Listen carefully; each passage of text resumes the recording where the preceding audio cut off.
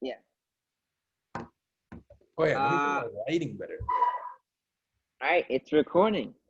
All right, so seventh dimension back out here. We are starting a podcast series, which I'm gonna take two people that I know in my life, and we're gonna talk about some things that people that are into the generally same interests, and we're gonna talk about it and discuss it. And this topic is actually this first podcast is a lot to do with the seventh dimension. So yeah, so I'm gonna introduce the guest. You already know me, your host, Pranay Samuel, host, owner of seventh dimension, not owner, just seventh dimension. All right, yeah, all right, cool. Amari, you wanna start off? Yes, my name is Amari Bryant. I'm a musical artist on the rise. Yeah, I'm the co-host. You're the person in the podcast. All right, well you, yeah. My name's William. I'm also a co-host. I'm excited.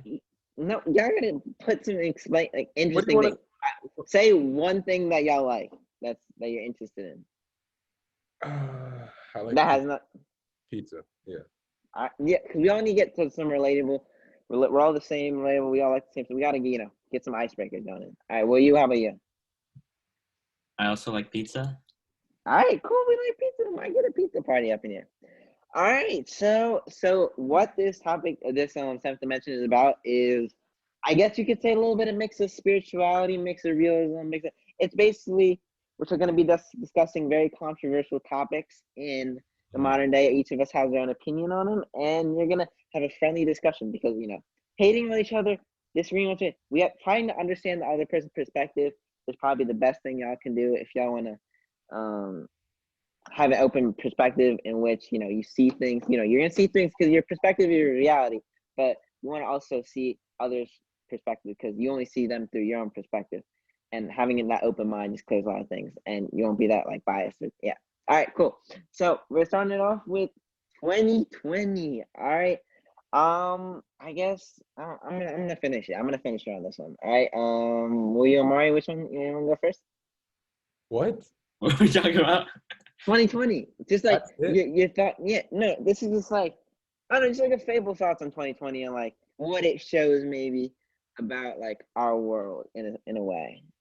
How like I mean, I don't know. A lot of bad things have happened during 2020. So I guess it's like interesting because like why this year? But I guess there's not like really much that I could say about it.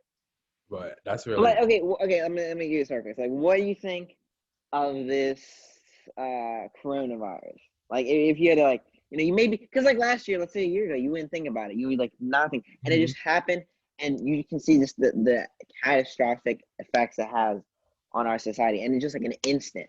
And what are your thoughts on that?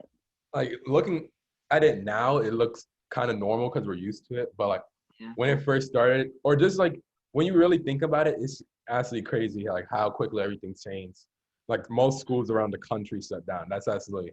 And dude, like a year ago, we wouldn't think about this. We think it's like, oh, it's in a movie or it's in like a thing, and it's just like blah blah. And, just What do you think? It's like a man-made virus? what is a man? Well, it's not like a man-made virus. I mean, I'm not saying it's a man-made virus because I don't want to. I don't like speaking on stuff that I don't really have like research or anything on. And to be honest, I really don't. But like, yeah, no, but like, I would say that there's like,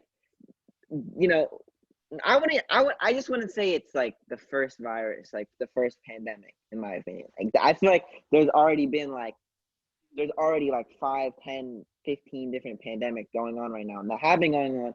But this was the first one that actually that was like mainstream, brought to the media because it affected the people. It affected the higher ups in a way, if you can see that perspective. Interesting opinion. I'm gonna bring this into the next topic, but will you have any thoughts on 2020? Well, I think it's interesting what you said because, like, I get what you're saying. Like, a lot of the time, especially if you hear something in the news in some other part of the world, but you don't see it in your own life, it doesn't really register with me. It just like, I kind of just think about it for a second, and since I don't see it in my everyday life, I feel like I'm separated from that part of what's going on in the world. And it's like an interesting thing with death too, because like you see, someone on the news, like, or it's like the statistic that like like someone died from coronavirus. But the thing is, like, and it's like you read it as a statistic, but when you read it as like an individuality kind of thing, when you like look at, like the family, the effects it has on the family, they might be, really sad when they die.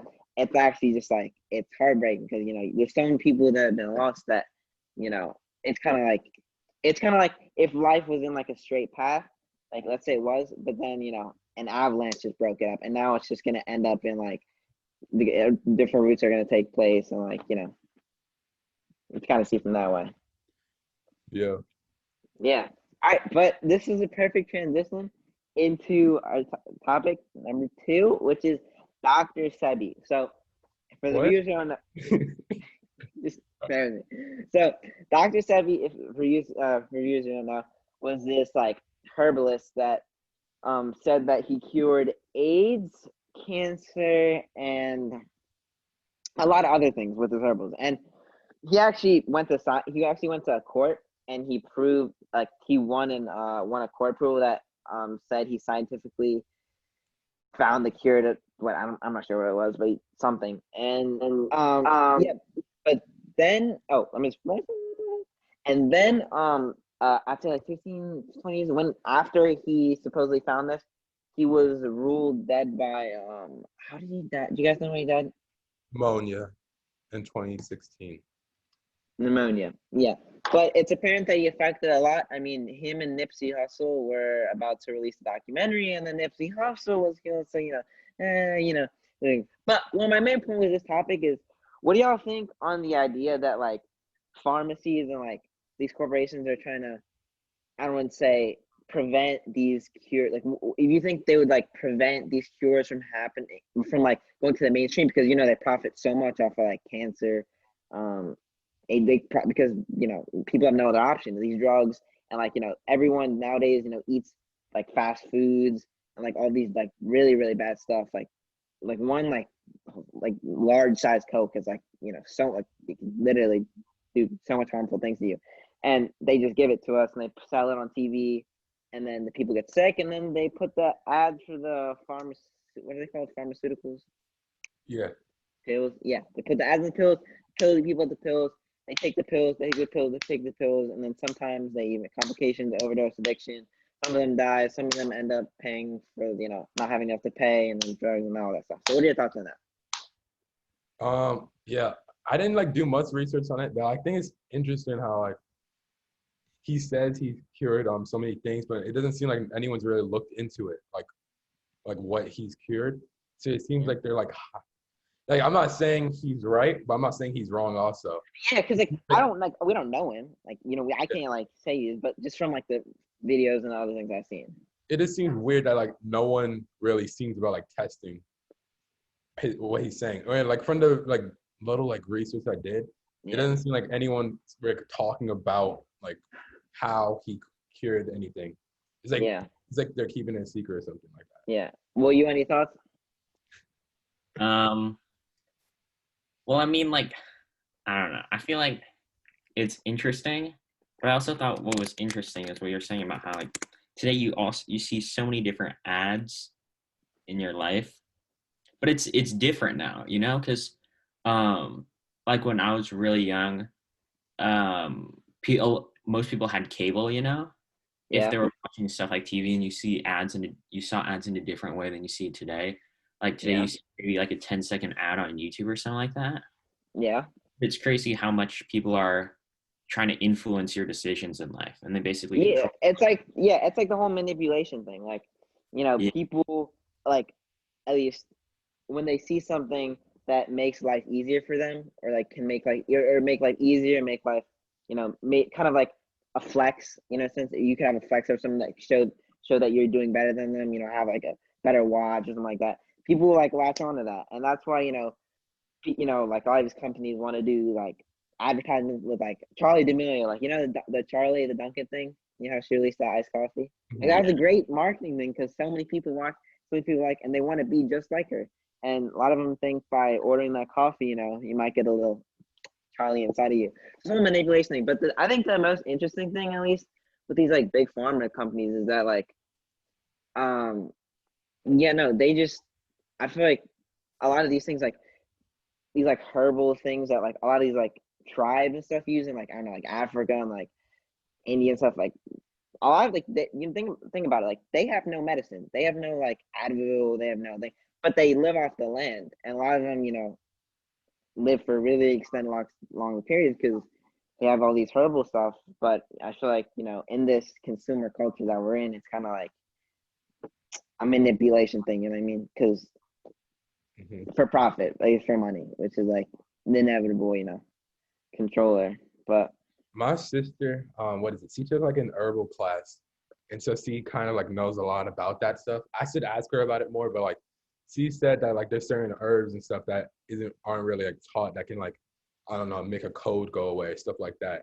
I guess that's like information that people aren't really learning about. Yeah, no, because like I feel like people, you're not like if you're not exposed to that type of like info, and I'm not saying like everything DR.SEBI says, like he's like some sort of like god or like some sort of genius or something like that. But I feel like he at least tried questioning this like system that we're in. Like there's a lot of people that say that he actually did help him cure him, and like his daughters continue that. But there's this like thing that like we can essentially cure ourselves by, in a sense, like taking taking care of our health, taking care of our decisions or choices, and kind of like not growing our own vegetables like NLE Chapa. You saw his growing supplements to like taking stuff in your own. That's kind of what like at least from my perspective that we should all do. At least try to get away from this all the stuff that they give you and try to like fend for your own for a little bit, just so you won't get caught up in like the system of eat healthy, have bad health. Because like for this coronavirus, right? It's like 90% of the people that die already have pre-existing conditions. You know what I mean? So it's kind of like let's try to prevent those pre-existing conditions by starting off. Facts. Get the ball rolling. Start getting the ball rolling. All right, cool. So next topic. Bohemian Grove and Epstein Island. All right, anyone want to take it away? I didn't do the research on it. Can you like explain? Okay, will you explain Bohemian? I'll explain Epstein. I saw a video a while back of basically this dude who snuck into one of their meetings, and it's this really grainy video of a ton of dudes like worshiping this owl statue.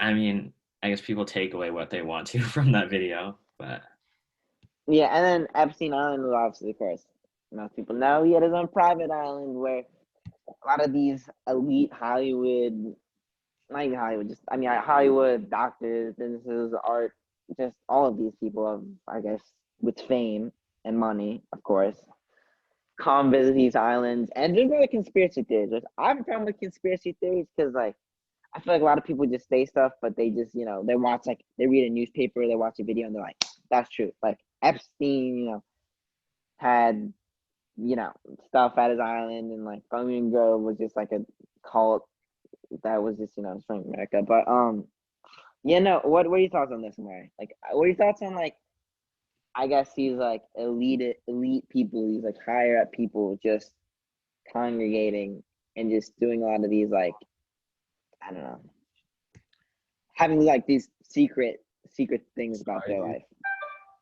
I don't think it's, like, too, like, unrealistic, to be honest. Like, I feel if they, like, wanted to do that, they could do that without, I guess, easily being heard of. It's just interesting how, because in order for them, like all these celebrities to do this, you have to think about all the people that are also, like, it has to be like a big operation, I guess. So, and to keep it quiet, because, like, obviously their lives are, like, monitored 20%, like, to keep it quiet, like. But there's, like, another conspiracy. You know Pizzagate? Have you heard of that? Oh, Pizzagate? Yeah. The one where it's like, yeah, they had the rings in DC and stuff. Yeah, I'm like, do you think, like, these whole, like, conspiracies, like, I'm not, like, because I don't know, no one really knows, like, unless someone has, like, physical evidence or physical proof. A lot of people get lost in these, but it's like, I don't know, we just see how much, like, how, like, these, like, higher people manipulate, us in a way. If you think about it, we buy shoes, if I don't know if Kanye West wears a shoe, we're all gonna buy it, or if you know Taylor Swift wears a jacket, everyone's gonna buy that jacket because they want to be like them, as I said before. And also with these like really really rich people, which I'm nothing wrong with that, but like they call out of the shots. And when they call out of the shots, um, I guess there really isn't really anything that big about it. I think it's funny that like the like how they like worship owls and stuff. Like I just think it's cool. Like, I would want to do that. You know what I mean? That'd be funny, just going an owl ritual and stuff like that. But yeah, I definitely think there is some like suspicion to that, and like this whole like everything with like Hollywood, really rich people and like company owners, CEOs and stuff. Like at Amazon, not paying tax. A lot of them cutting the edges in a sense.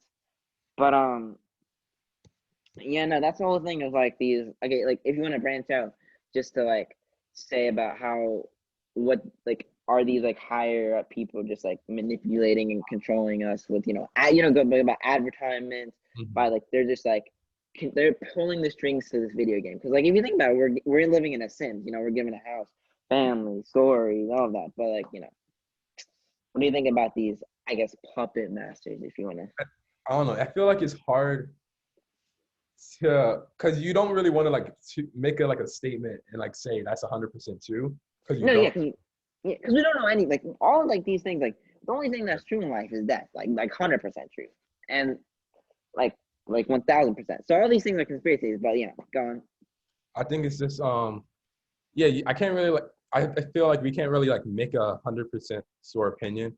It's just interesting to like look at some of like the facts, like how like what Pizzagate says people go missing like that there's like child and sex trafficking, and then you look at how so many people are getting like, or so many children are going missing every year, and there's like so many unanswered questions, and so you kind of have to like create these conspiracies because to keep them alive, or else they're just gonna fade away. Yeah, and like or no one's gonna like address the problems. But then I also like some people are gonna view it as crazy because since it's like there's nothing like support it really. See, that's why it makes it confusing, because it's hard to there's not like a lot of information. That's why they're conspiracies. It's just difficult. But I do think about like people like higher ups controlling us. I do think definitely like that's the thing going on, especially with like I feel like a lot of these relationships are probably fake with like famous people.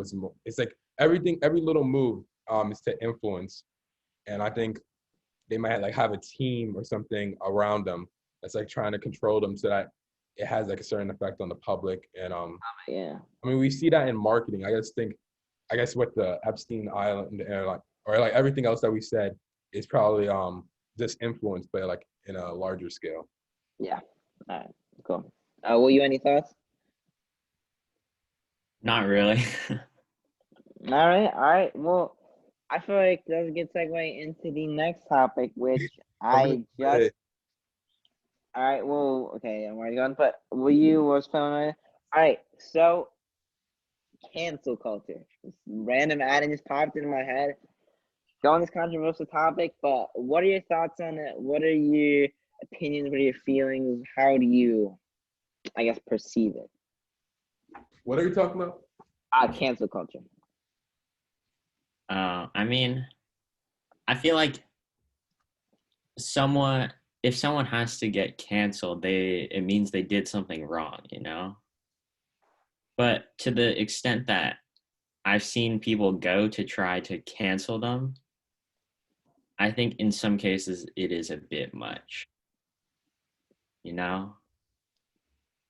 feel like a lot of people like want to be the hero, whatever, instead of like trying too hard. Yeah. And I feel like, at least for me, I feel like it radicalizes the idea that we can't make mistakes. And it's like, yeah, there are people that say dumb things, that say stupid stuff.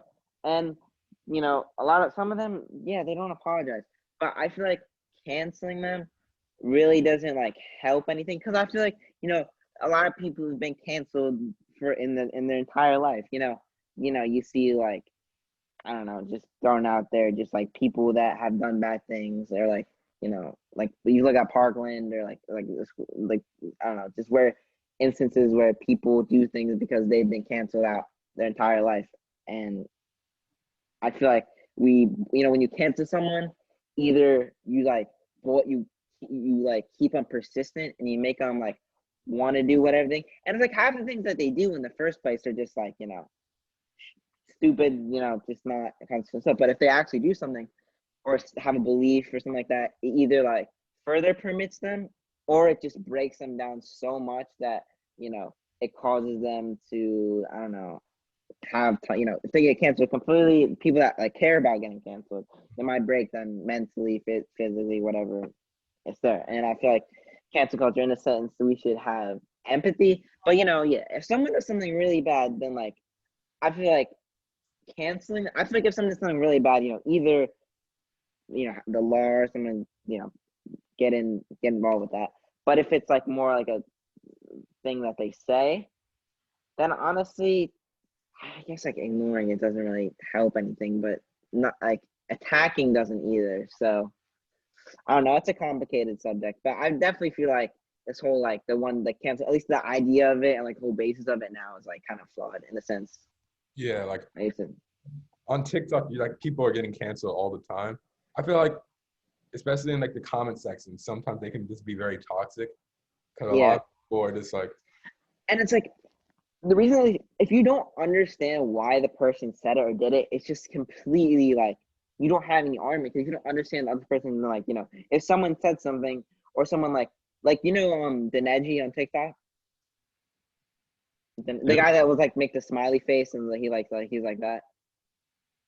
Oh yeah, I know who he is. Well, yeah. So TikTok got banned because he was just like to a bunch of people that to a bunch of people of the community, and the community, and what's it called?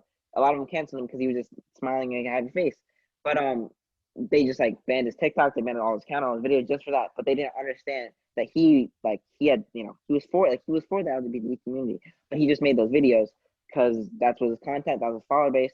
And now I feel like by canceling him and all his followers, they're just going to become even more anti, LGBTQ, trans, all that stuff, because they canceled him in a sense. So whatever their motives were by like attacking the person is just kind of like attacking someone. That's what I'm saying. Attacking someone doesn't help whatever your end goal is. You know what I mean?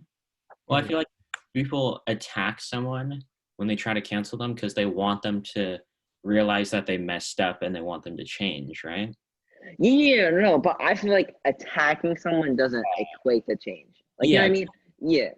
Because like if someone says it, then they'll probably get the message, But just to attack them, it's like you're not doing more than what you wanted to do. You're just telling them they messed up.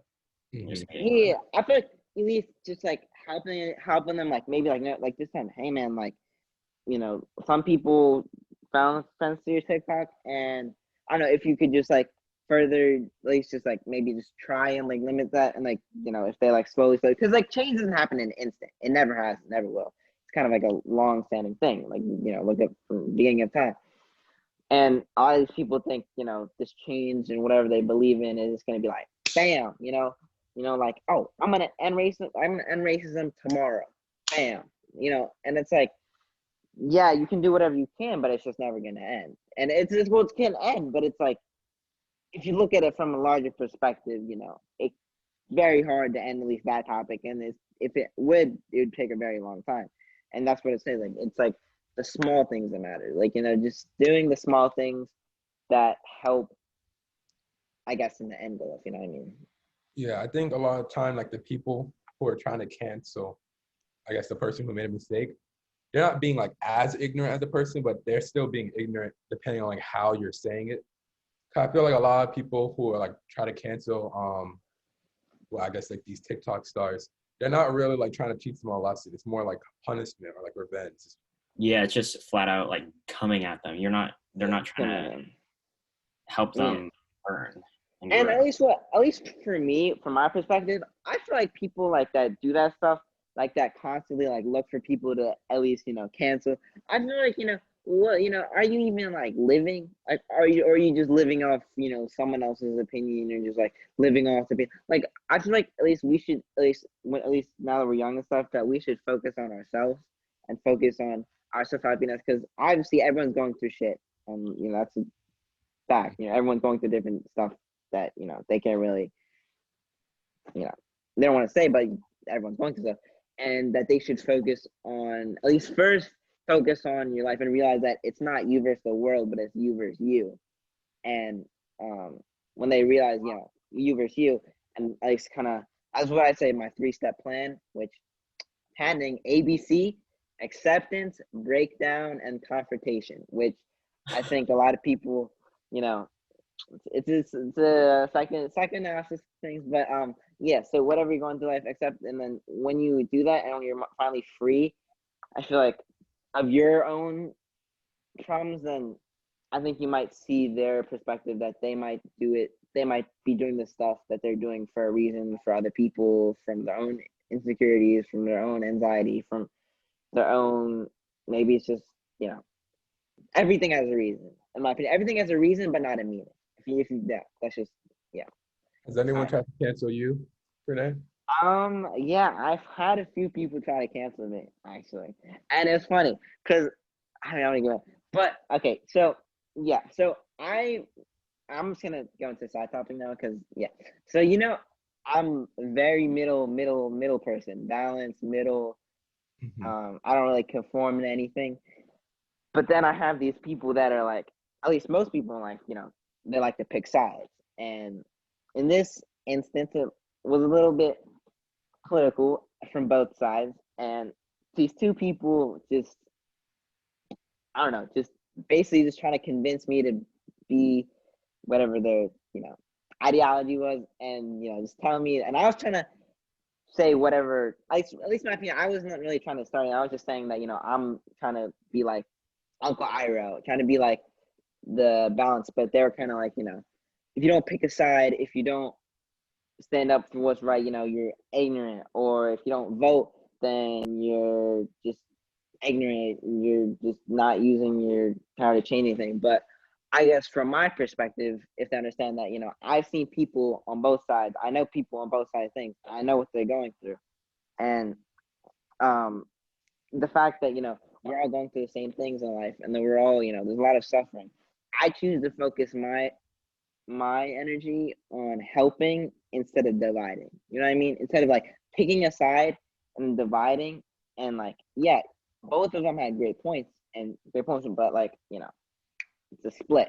And I choose up over that. And if they want to cancel me, a lot of they still didn't agree with me, they don't, I'm great. I'm honestly, for me at least, I don't care about being canceled, because who who honestly gives, if you love yourself, if you love the people around you, then honestly being canceled, does not matter. The only thing that matters in life is the things that you love, the things that you love to do, it's like people that you love, and you're doing something that you love. 3 things, 3 L's. At least that's in my opinion. But yeah, so honestly, yeah, I'm not a big cancel guy, but yeah. All right. All right. So moving on to the next topic. I'll be back. Okay, well, it's good because William, this is your topic. This is your specialty. It's going to be dreams. Dreams. Okay. All right. So, what is your I'm gonna call you the Freud of the moment. What is your interpretation of dreams? Okay, so I've been thinking about this. So, when you think about, you see a lot of religions, they say things like, you can't, in like our human bodies and minds, we can't understand the totality of like the universe or reality, Yeah. And an example of that is when God shows Job the cosmic vision, right? And he says, I can't handle this, And I feel like there's something similar with our consciousness and our bodies, because think about how you throughout the day you are awake and then you go rest, right? Well, think about what if our consciousness within our bodies operates in the opposite way, where while we're awake, the consciousness is resting, and then once we go to sleep, the consciousness is able to escape the body, and that's why you see those dreams, because that's your consciousness not being shown through like I guess you could say the filter of your mind, it's more raw. And that's why I feel like, going back to what I said about how people are saying you can't comprehend the universe or reality through your body. That might be why the way you think about dreams are so different.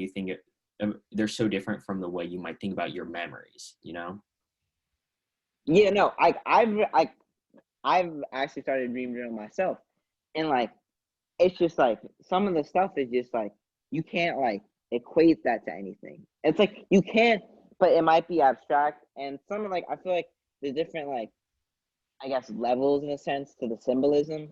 Like, there might be something where it's like, that's obviously connected to one other thing. Like, let's say you don't like, I don't know, you don't like the sun. I don't know why. And then in your dream, it's like you getting, I guess, lasered by the sun. It's just a random example. Like, that's like base level 1.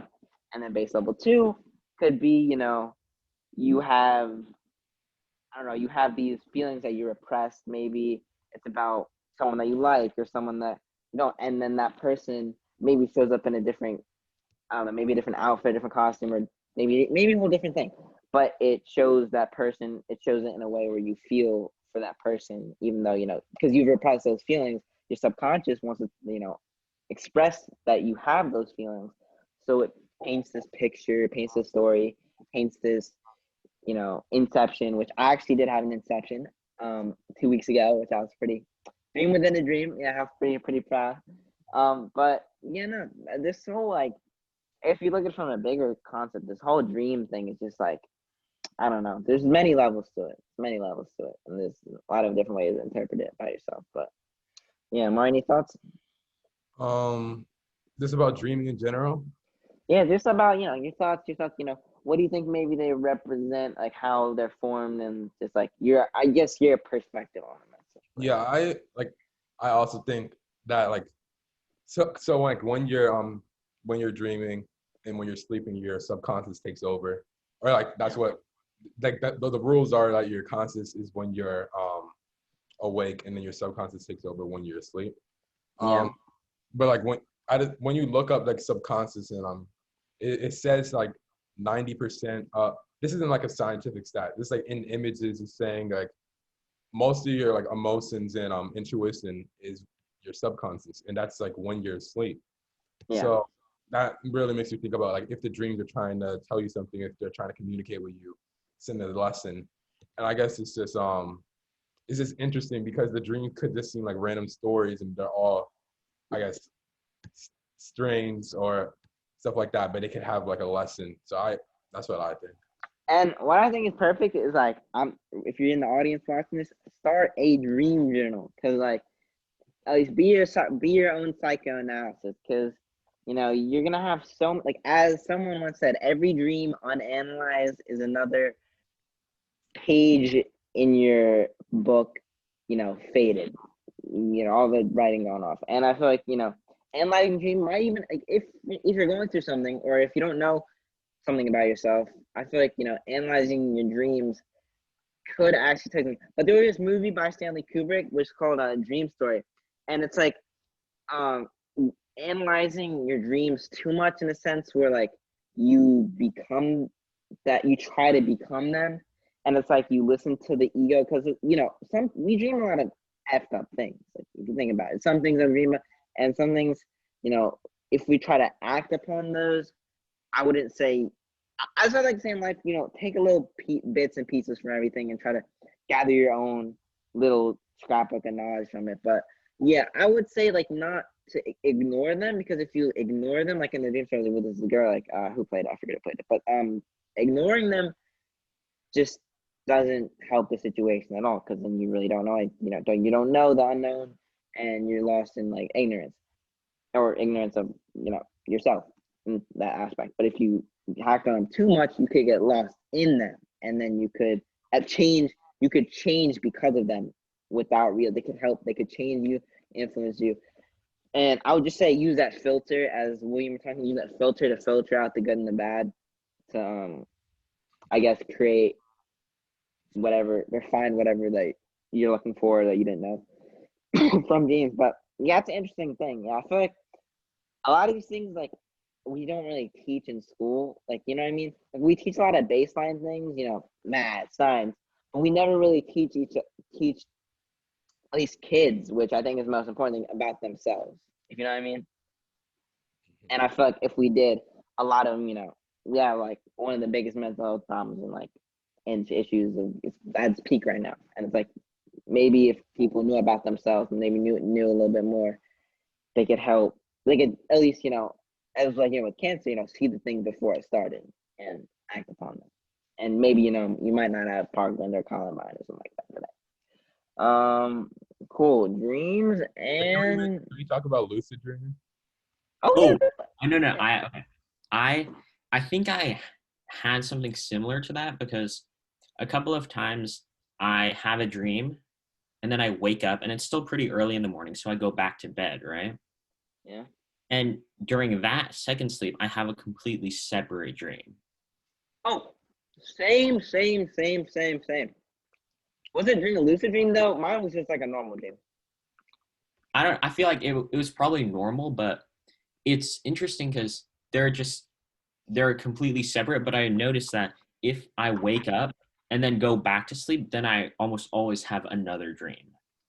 No, I understand. Yeah, same. Like, and it's like it's a completely different topic. They can be different story. And like, is it with just you or me? Like, sometimes I just completely forget about the first dream, and after the second dream, I can only remember the second dream. Wait, do you guys not? I don't know. I've talked to a lot of people, and it seems like they don't dream often. And that's like, do you guys dream often?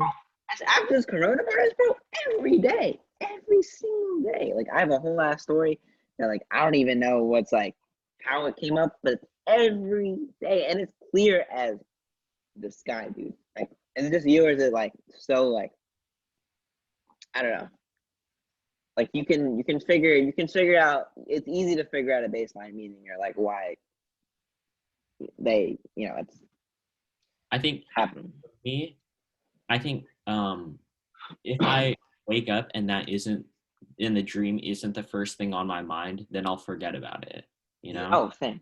Yeah, but also, like, if I realized at school, because I was trying really hard to remember my dreams and think about them, and then probably for a week I just stopped having dreams because maybe I was thinking about it too hard. And I don't know, I'll go through like patches where I'll just not have them for a week or so. I think you write a dream journal? Yeah.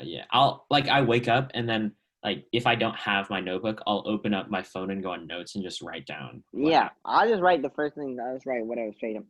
And yeah, no, I feel like sometimes like you don't dream, and sometimes it's like, I don't know, maybe you're like hella tired that night, and like you just want to sleep, and you sleep, and you like experience the dream, and then you wake up and you just don't even want to write it down. At least just for me, like I kind of want. Sometimes I just want the experiences to stay with myself, and only happen that one time, because I think a lot of things, like in life at least, we forget about like the joy and simplicity, and not simplicity, and like the small moments.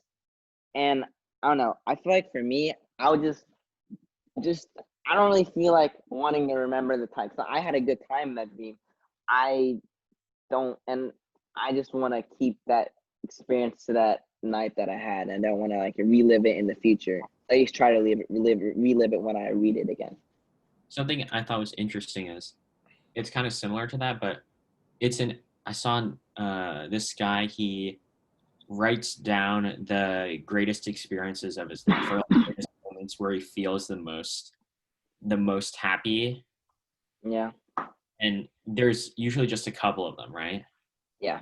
It's crazy to think about, because I tried doing that, and whenever you think about them, you just get so happy because you think about how awesome it was. About the dreams? No, just like happy moments that happened in your life. At least, yeah. I used to actually like, because 2 summers ago, I found all my memories. Like, I would just I was on like Google Photos, and I went on my mom's account, and I just found like I didn't have any pictures of myself or videos past 2000, I don't know, 14, 13. All of them were just picture books. And I found this thing of like all these videos of me when I was a kid. First thing I did was shed a tear. And I was like, damn, that's crazy. And then I was like, want to go back. And then like, yeah, and I did feel sad for a couple of days. Not gonna lie, all those times like innocence where like we didn't have to worry about college, SAT, finding a job, all that shit, just living life, and like living it for the beauty of connections, family, love, all that.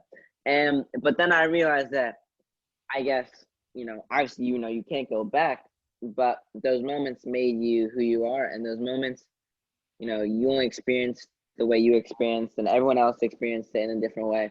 And I think we should take it as like a, I guess, not excited, like as a or not take it as a caffeine in a sense, as like that was me, have tears, but have tears of joy, not sadness, and like be grateful that you were alive, because the fact that we're alive is like 1 in 400 trillion or something like that. I don't know, like that. And like get laugh, love, cry at the beauty moments, but realize that you have a future, and to not like get stuck in the past, but also to not forget about it, because if you forget where you're made from, then it's like I think it's interesting how like you're saying, like, since we're like, I guess, talking about like memories of the past, kind of how like most of the memories, when we look back, we only remember like the happy things and like the positive moments. I guess it's kind of like, I don't know, it makes me think about like why our brain blocks out all the negative memories and just makes us like think of the happy stuff. I don't know. That's just something I was thinking. No, yeah. I think of either the really happy things, or there's like a couple of like negative things, but there's nothing in between that I remember. Like I don't just remember. Yeah. I feel like we only remember the extremes. Like y'all watched Inside Out? Yeah. No, I haven't seen that. You haven't seen Inside Out? No. Oh my. Great kids movie. With I recommend to every single. If I have kids, I'm gonna make them watch it when they're like, I don't know. No, but it's like about these like memories, and like we have a lot of these memories based on like a singular emotion that maybe aren't as big, but the ones that like attract are like strong memories that we put in, those are called like core memories. And those core memories, I mean, I feel like for me at least, I have core memories about like stupid stuff. Like, I have core memories about I have a memory about when I lost my first tooth. I bit into a Subway sandwich, and that just popped right out. And in like preschool, and I remember me biting into that sandwich, and I feel like there's a lot of things. Yeah, that moment is stupid. Like, not stupid. It's not stupid, but it's simple. It's not like maybe I didn't break an arm, but like I remember me wetting my chair in first grade, because I. What? Okay, I don't know why, but I think I was like scared. It was complicated. I explained it, but I was just scared of the bathroom, and I said I really had to go, and I just came out, and I started pouring a water bottle on myself because I wanted to make it like I smell water. It's complicated. We're not gonna go into that. Wait, I can relate. We're not gonna go into that. We're not gonna go into that. But that's what I'm saying. Like a lot of these memories that we have, they're like a lot of them are insignificant moments, but I feel like at least for me, the insignificant moments are the best ones. Because like I'll remember that fight I had with like my parents or like a friend, and but like and those like are made me who I am, but like I honestly feel like for me, I prefer the insignificant moments. I don't know why, but I just did. It's kind of like Isn't it? I don't know if you guys can relate, but like, do you ever have like the feeling where you think back to something, but you can never like think, or you can never like recover the emotion that you actually felt from that time? I don't know, No. like for example, like think of like a memory, like a time like you got like really mad at your sibling or something, or someone in life, and then you think back at it and you're not as mad. Like sometimes you realize that it was like petty, and like like how you can never really like feel the same emotion twice for like a situation, I guess. I feel like I could I can feel like maybe if someone like did something like someone that like made me mad or something like that, yeah, I would still feel mad at them, but I wouldn't feel, I guess, that level of anger or level of sadness that I had in that moment. Because because I think when things end or like that moment ends, it's kind of like it caps the amount of emotion you can put into it. Because then you realize, if it was like someone that you never saw again in your lifetime, it's like, oh, maybe you wish you did things differently, or maybe you wish you talked about, or maybe you would, realize that, you're never going to see that person again. Or if you are, you're going to realize that they're a different person, that we are constantly changing, and that they've changed, you've changed. And even if they didn't change, you've changed. And you don't have to get stuck on that one particular thing. But actually, recently, I've been having, I don't know if this is with you guys, but I've been having these like scent like based memory things where it's like I smell a certain smell. Like I smelled something, I don't know what it was, but it immediately flashed me back to like my memories in like daycare. So I remember that smell of me, that daycare. I'll never forget it. Never ever in my life I'll forget that smell. If I smell it, I remember right away. I can even think about that smell. I smelled something similar to that, and that memory just flashed up into me. Has that been happening to you guys at all? I mean, not like a specific memory, but like maybe like a place. Yeah. Like I guess what Or like maybe the object. It could be anything. yeah, like today I smelled a shirt and I was like, I thought in my mind, this smells like St. Andrews, like or like stuff like that. That has a very particular smell. Yeah. Well, yeah, cool. That was almost an hour. So I think, so guys, we went to the final question. Do you guys have anything else you want to touch up on? We can go to the final question. Yeah. Final question. Anything you guys want to get off your mind? No, I'm good. Wait. All right. That was the final question? No, there's one more. All right. So the final question is, I'm gonna ask this to all my participants because we're gonna be talking about a lot of different things on this podcast. So, what does the seventh dimension mean to you?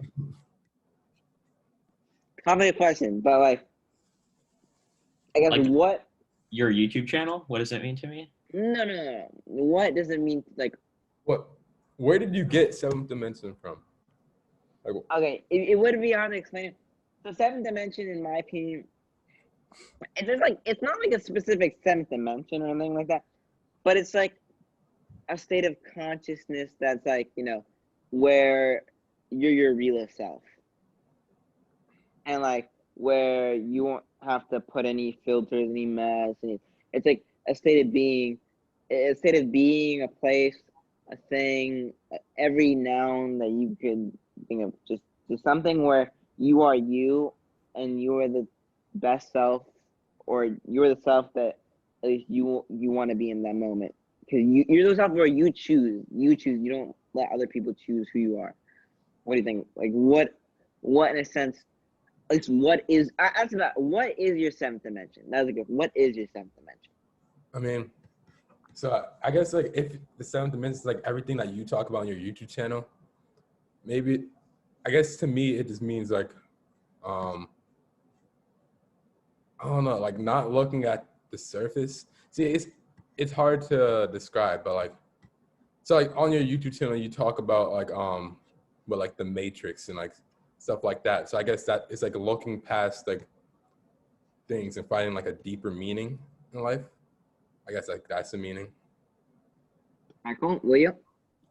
I think for me it's about me getting lost in my own thoughts. Like I'll just be thinking and like it's all just within myself, Yeah, that's not like you're looking through the perspective of like, you're reading a news article, or you're listening to someone else, or like reading a speech, and it's like where it's like the space where you can, make sense of all the little information that you gathered from other people, the line that they Snapchatted you, or the movements, the things, the knowledge from school, from your parents, from everything, and you can combine that and essentially be and essentially find meaning or find whatever you're looking for. Because we all know this life is just like, we know it's confusing. It's confusing, very confusing. So I guess what, at least in my opinion, trying to do is make sense of it, but also try and live it in a sense where it sounds, it's like a split personality thing. Like, you know, I have my OG Pranay channel. So it's like, and that's basically their representation of a split. And I was watching a movie called Buster's No Heart, which is a good movie, but it's like, you know, we have choice in life to, we can choose different paths, whatever we want to. I mean, we're obviously gonna be influenced by stuff, but we get the choice. So it's like, how can we balance, how can we live in a sense where like freedom and like your freedom to be and love and everything can coexist in a way where, you know, you are you and you're yourself and everything is like in a yin and yang, like a balance. And that's what I try to do. Take the perspective of the yin and yang. And that's kind of my goal with this. Trying to help people if they're lost, try to find that thing. And I'm still lost too, you know, but I feel like when you realize that other people are on your journey with you, then it's like at least better in a sense. It's more like really, it's not as like anxiety or stressful, that, you know, you realize that you have other people with you at least maybe are similar or thinking the same things, or, you know, having the same thoughts. But yeah, I think that's a wrap for 7 Dimension Podcast numero uno. I'd like to give a shout out to you guys for being great guests. And anything you want to say? Anything you want to end it on? Any catchphrase? Any? I think I have a way to end off. I've been reading The Essential Rumi. He's a poet. And I'll read the first one. Okay. All right, go. Okay. I know the good. Yeah, good. All right. It'll be good.